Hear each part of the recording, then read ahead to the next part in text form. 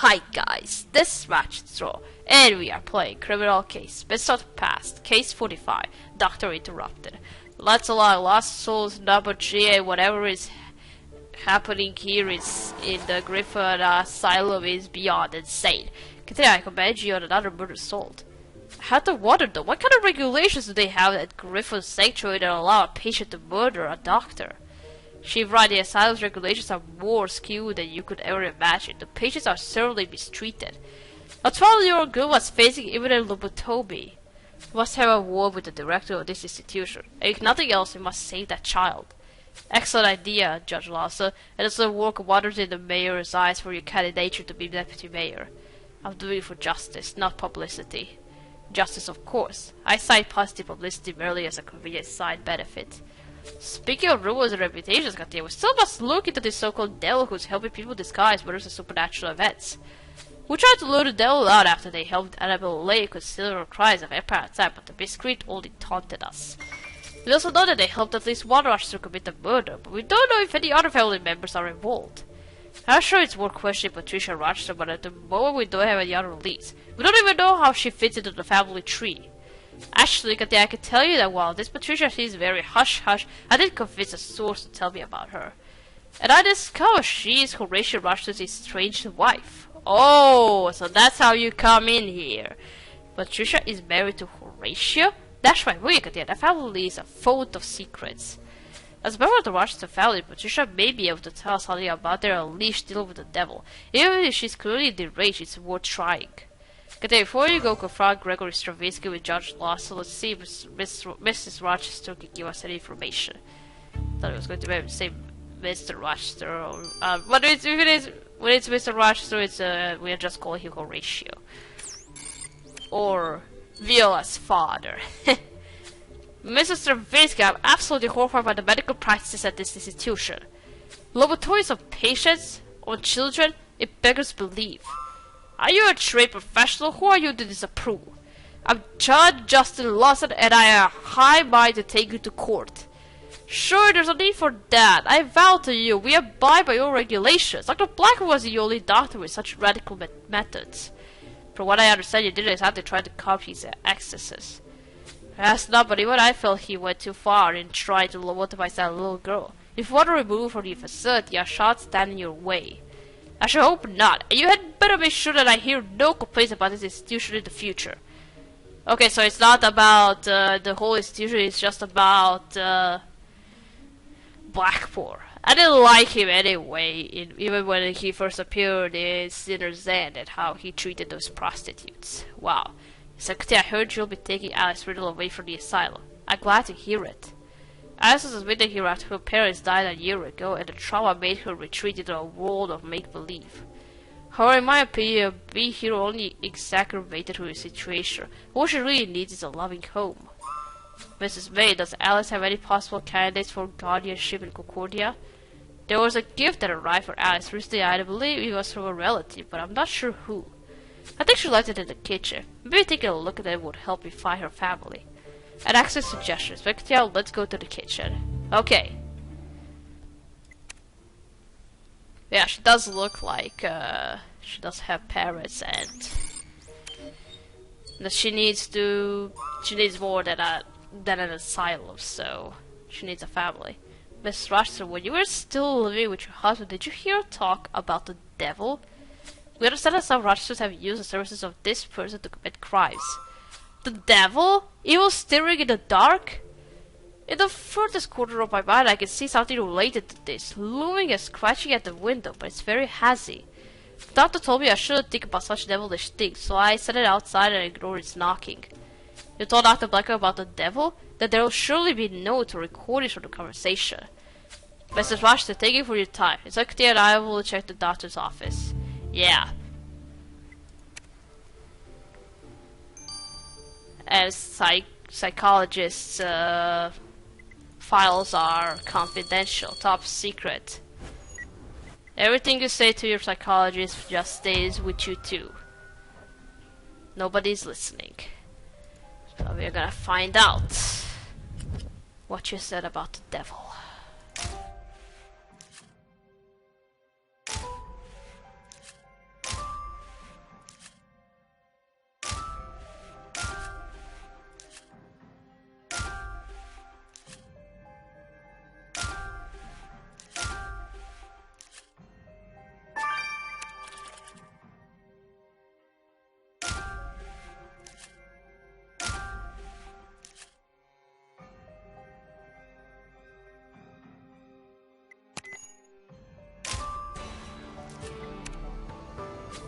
Wow, they're moving Dr. Blackbird's stays out already. It appears this box has all the remains of his records here.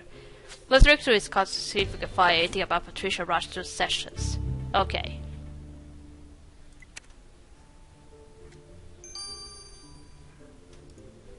Alright, now let's investigate the kitchen. Let's help Alice out. Now I really feel bad about her. She lost her parents and then she ended up here in the asylum, and that monster Blackbird wanted to perform a lobotomy on her. That's really monstrous. He already seemed monstrous when he refused to give those prostitutes and dancers back in Sinner's End and anesthesia. So it was a torture, so. And I didn't think it was going to be this far as to perform a lobotomy on a 12-year-old. Monster.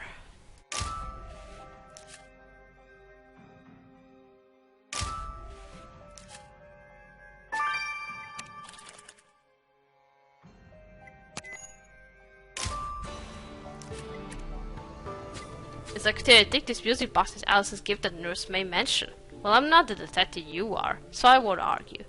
If you can get the music box up, perhaps we'll know for sure. I'm opening it up. Not yet, but I will. First I'm gonna search the cardboard box.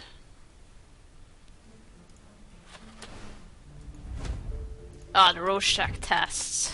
Smudges, and you tell what you see. There, bat. I don't know what this is, I don't know what to say. A heart? I don't know. Ah, it's a audio cylinder, yeah. But yeah, that thing under all these inkpot test cards seems to be an audio cylinder. Charlie has similar ones at home. A written on the sleeve of this one is Rochester Session 2. This must be a recording of Mrs. Rochester. Let's get this audio cylinder to Charlie and see if he can listen to it. Okay. And what? All he has to do is just put it and wind up, right? Isn't that how those devices work? Alright, now let's unlock this.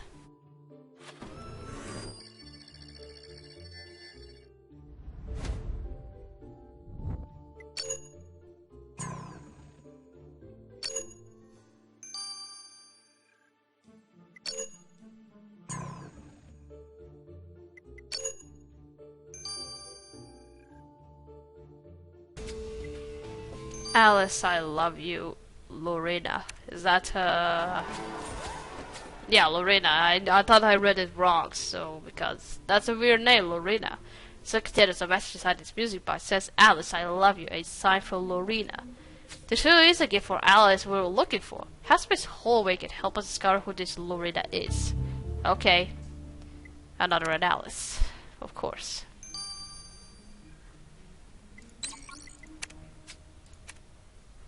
Let's first check out who is Lorena.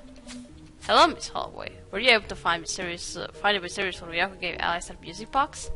Yes, Lorena Riddle is Alice's grandmother. Fantastic. Does she live in Concordia?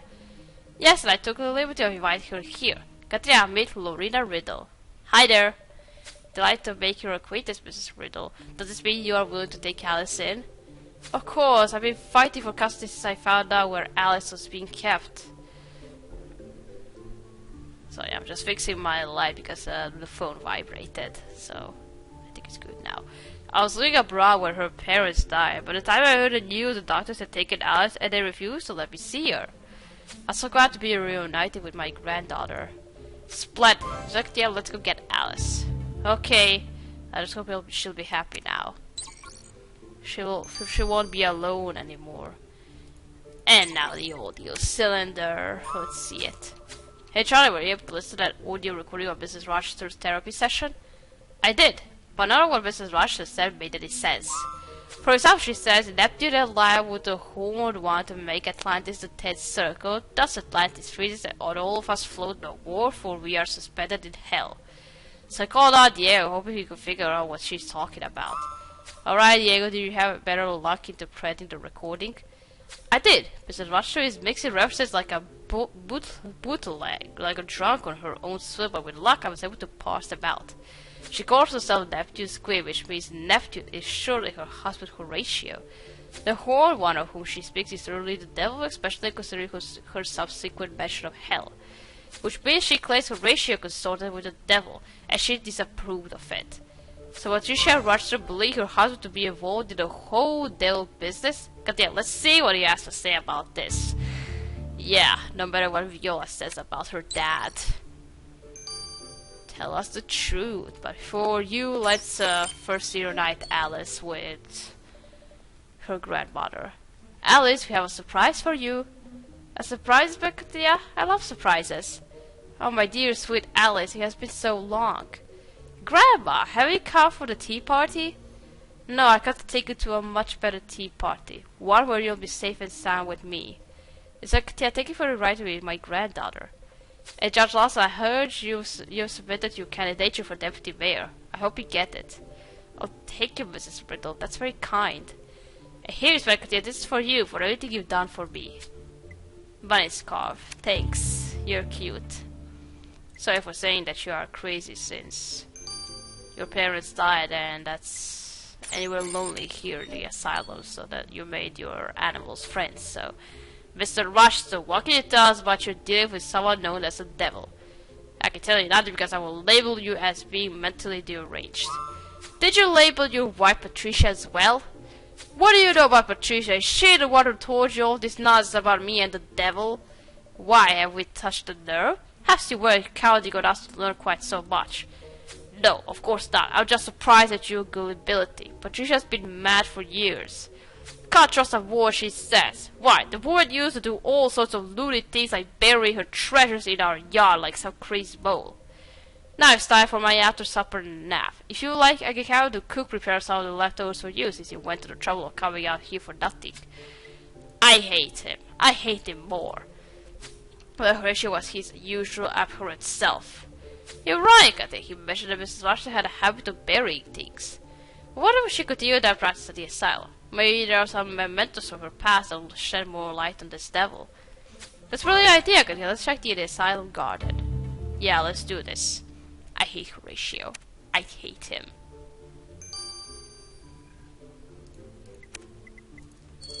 Alright, let's investigate the garden again for one last time.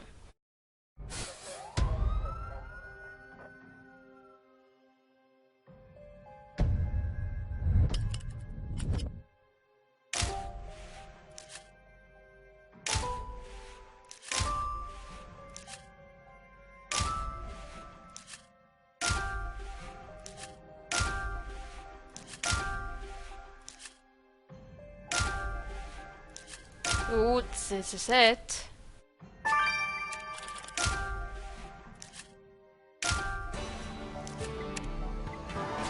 I think we actually found something buried here in the garden, and it belongs to Patricia Rochester. Let's see what she wrote inside this notebook.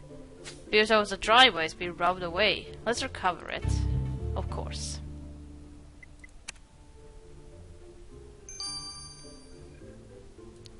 Okay, let's see what was written and drawn. Oh, it's the house! And the devil, of course. Devil's sketch. Getting his drawing in Miss Rochester's notebook could give you nightmares. But you're right, the sketch clearly depicts the devil. Meanwhile, the building in the background appears to be the inn where we investigate the murder of Edgar Woe. Yeah, it does look familiar. So does this mean the devil stayed at the inn? Good idea, because let's show the drawing to Mrs. Rochester. She told us she had trouble remembering anything about the devil, but maybe this will help. Wait, in the inn where we investigated the murder. Was it one of the suspects we interrogated in that case? Is he? Mrs. Rochester, we found this drawing you did of the devil. Does it refresh your memory? Yes, that's him! That's the devil, and there is his dark dwelling. The inn, is this where we'll find him? Yes, he is the reigning overlord there. Overlord? You mean the innkeeper William Oland? Yes, that's the devil's name. Oland, the demon wretch. Oh, the weight of darkened eons is lifted from my shoulders. Finally, this evil will be dispelled. Tarnation, the innkeeper was right under our noses all along, and he sent us on this merry chase. Is that the devil's days of taunting us are done. Let's go arrest Mr. Olet. Really? An innkeeper? But we're not done with these cases. We still got a few cases in Group Chapel. I think we are going to arrest him in the last case. Okay, but we'll do it anyway. William, all you are arrested as an accomplice to murder. We know you're the devil. The what? His secretary, I've been called many things in my time, but never. We know you helped animal life and very much to cover up murders they committed. We also received your taunting note, but now it's too late. We got you. If I were the devil, there's no way you measly police would be smart enough to catch me. Well, your identity was confirmed by the Rochesters. After all I done for the family, one of them has given me away? Wait, you are a devil! Okay, so you are. All you done for the Rochesters? What else have you helped them with? Oh, I'm no fool. You think I'll help you add to my list of crimes? It's bad enough you know this much. I had a jolly good run till you came here, fooling everyone with my devilry and having a laugh at their expense. So disguising murder and supernatural occurrences was just a game to you? You can call it a game if you like, but I've become a legend. People revere me, shudder to hear my name. There was also the money, of course. Well, we got enough for you now to stop you. You're under arrest and you won't be getting out for a long time. You can arrest me and take all my money, but good luck dealing with the Rochesters. You are fools if you think their crimes in Great Chapel end with me. Yeah, I have feeling something else is going to be happening, so... Dear, since we achieved everything we wanted to do today. Yes, I'm happy we helped Alice. A child doesn't belong in Griffin Sanctuary. And the asylum director had better ensure he treats the patients better going forward.